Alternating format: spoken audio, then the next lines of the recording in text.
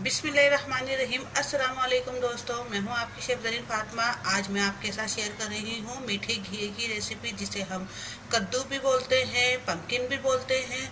तो चलिए फिर शुरू करते हैं आज की रेसिपी।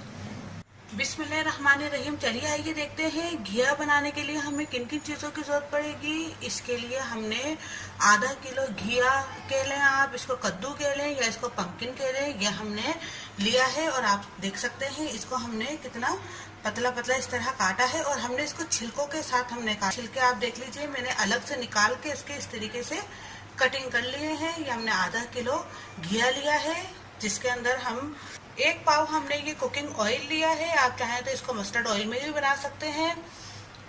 2 बड़े साइज की हमने प्याज ली थी, जिसे हमने इस तरीके से कट कर लिया है। तकरीबन 20 से 25 हमने हरी मिर्ची ली थी, उसे भी हमने कटिंग कर ली है इस तरीके से। 1 टेबल स्पून हमने लाल कुटी हुई मिर्ची ली है। हाफ टी स्पून हमने ये हल्दी पाउडर लिया है। 1 टेबल स्पून हमने ये नमक लिया है, या हस्बे ज़रूरत नमक ले लीजिए। 3 टेबल स्पून हमने इमली का पल्प लिया है। आप इसकी जगह टमाटर भी ले सकते हैं, लेकिन इससे टेस्ट बहुत अच्छा आता है, इसलिए मैंने ये इमली का पल्प लिया है। 3 टेबल स्पून हमने ये पुदीना लिया है, ये हम एंड में यूज करेंगे। आप देख सकते हैं इसको मैंने किस तरह चॉप किया हुआ है। तो चलिए फिर शुरू करते हैं।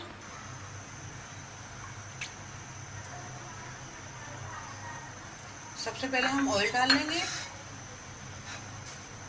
अब इसके अंदर हम ये जितनी भी हमारी प्याज है वो हम डाल लेंगे।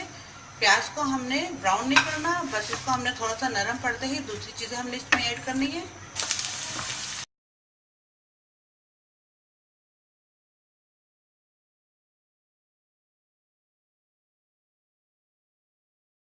अभी देखिए ये ब्राउन जो है, अब इसी स्टेज पे आके हमने ये इमली का पल्प ऐड करना है।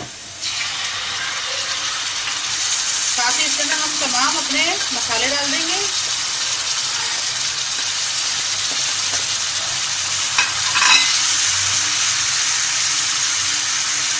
थोड़ा सा इसके अंदर हम ये पानी डाल रहे हैं।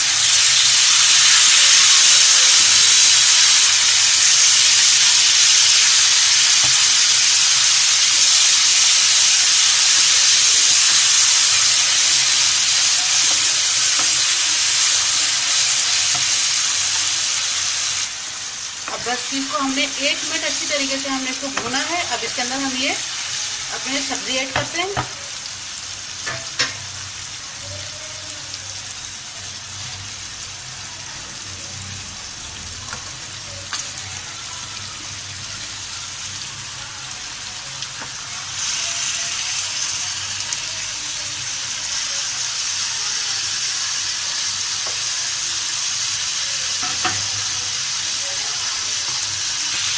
अब बस इसको हम ढक के रख देते हैं। बिल्कुल हल्की आंच पे हमने इसको पकाना है, क्योंकि पानी हमने इसमें ऐड नहीं किया, ये अपने ही पानी में ही पकेगा। अब बिल्कुल हमने इसको हल्की आंच पे रख दिया है, और अब ये जब कुक हो जाता है, पक जाता है, तो फिर मैं आपको दिखाती हूँ। ये देखें, ये पक चुका है।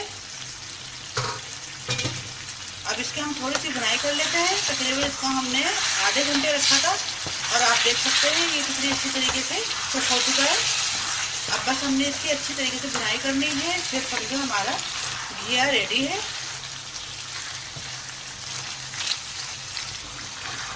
अब हम तो इसको बुनाई कर रहे हैं। अगर आप इसको इसी तरीके से खाना चाहें, खड़ा रखना चाहें, तो आप तो इसको इसी तरीके से भी रख सकते हैं, लेकिन हमने इसकी गुटाई कर रहे हैं, हमें गुटा हुआ पसंद है।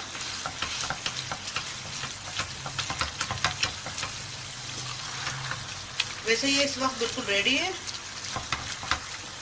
अभी हमारा घिया तैयार है। दोस्तों, उम्मीद है आपको मेरी आज की रेसिपी पसंद आई होगी। पसंद आई तो मुझे लाइक कीजिए, मेरी रेसिपीज को शेयर भी कीजिए, और सब्सक्राइब करना बिल्कुल भी मत भूलिए। अब अपनी शेफ ज़रीन फातिमा को इजाज़त दीजिए। अल्लाह हाफिज़।